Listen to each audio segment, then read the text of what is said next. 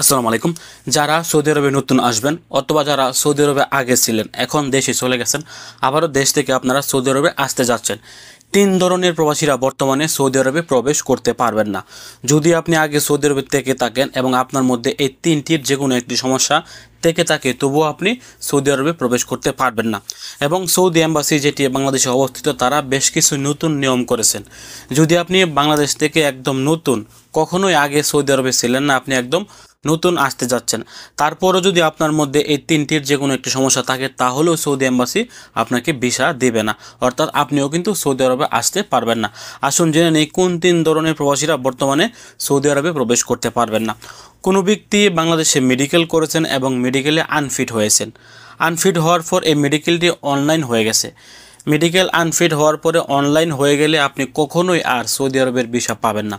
10 বছর পরে হোক, 5 বছর পরে হোক, অথবা আপনি যদি পূর্বের 5 বছর আগে অথবা 10 বছর আগে আপনি একবার মেডিকেলে আনফিট হয়েছিলেন, আপনার ওই মেডিকেল রিপোর্টটি অনলাইন আছে, তবুও কিন্তু আপনি এখন সৌদি আরবে আসতে পারবেন না। এটা হচ্ছে 1 নম্বর কারণ।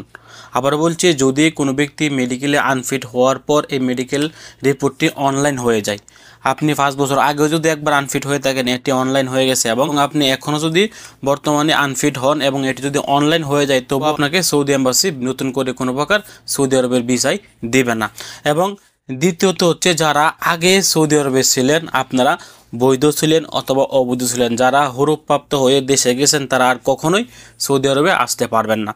এবং যারা সৌদি আরবে বৈধ আছিলেন, বৈধ থাকার পরও আপনারা পুলিশের মাধ্যমে ধরা দিয়ে দেশে গেছেন, অথবা আপনি বাইরে যে কোনো কিছু বিক্রি করা অবস্থায় পুলিশের হাতে আটক হয়ে জেল খেটে দেশে গেছেন, এরকম ব্যক্তিরাও কিন্তু নতুন করে সৌদি আরবে আর নতুন ভিসা নিয়ে আসতে পারবেন না। আপনি ভিসা কিনতে পারবেন, কিন্তু সৌদি এম্বাসিতে যখনই আপনি পাসপোর্ট জমা দিবেন, তারা আপনাকে ভিসা দিবেন না, অর্থাৎ আপনিও সৌদি আরবে আর প্রবেশ করতে পারবেন না।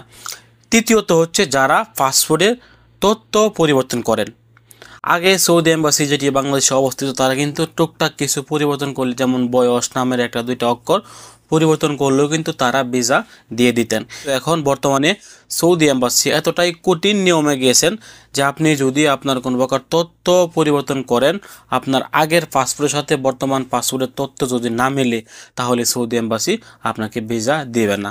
অর্থাৎ আপনার পাসপোর্টের মধ্যে আগে ছিল একটি ঠিকানা, এবং আগে আপনার নাম অথবা আপনার বাবার নাম অথবা আপনার মার নাম যে কোনো কিছু এক ছিল, আপনি আবারও নতুন পাসপোর্ট করেছেন। নতুন পাসপোর্ট করার পর যদি ওই পাসপোর্টের সাথে আপনার এই তথ্য 100% সঠিক না হয়, তাহলেও সৌদি এম্বাসি আপনার পাসপোর্টটি ফেরত দিবে, আপনাকে নতুন করে সৌদি আরবের কোনো প্রকার ভিসাই কিন্তু দেবে না। এই পাসপোর্টের তথ্য আগে কিন্তু হালকা পাতলা পরিবর্তন করলে অনেকেই দেখেছি যে দেশে গিয়ে আবারও বয়স কম বেশি করে কিন্তু তারা সৌদি আরবে আসতে পেরেছেন। কিন্তু নতুন নিয়মে যদি আপনার পূর্বের পাসপোর্টের সাথে বর্তমানের পাসপোর্টে কোনো তথ্য না মেলে, তাহলে নতুন করে আপনি সৌদি এম্বাসি থেকে কোনো প্রকার ভিসাই পাবেন না। আপনি পাসপোর্ট দিলে ওইখান থেকে তারা আপনার পাসপোর্টটি ফেরত দেবে বা রিজেক্ট করে দিবে।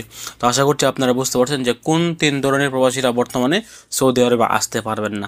যদি আপনি সৌদি আরবে আগে থেকে থাকেন এবং আপনার মধ্যে এই কয়েকটি সমস্যার মধ্যে যে কোনো একটি সমস্যা আছে, তাহলেও কিন্তু আপনি বাংলাদেশ থেকে নতুন ভিসা নিয়ে আসতে পারবেন না। অথবা যদি আপনি কখনোই সৌদি আরবে এসে না থাকেন, আপনি একবার মেডিকেলে আনফিট হয়েছেন বা আপনার পাসপোর্টের তথ্য আগে এক ছিল বর্তমানে আরেক, তবুও কিন্তু আপনি বর্তমানে সৌদি আরবে ঢুকতে পারবেন না।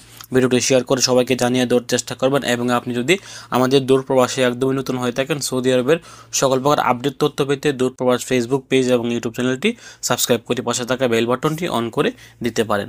ভালো থাকুন, সুস্থ থাকুন, দূরপ্রবাসের সঙ্গে থাকুন। আসসালামু আলাইকুম।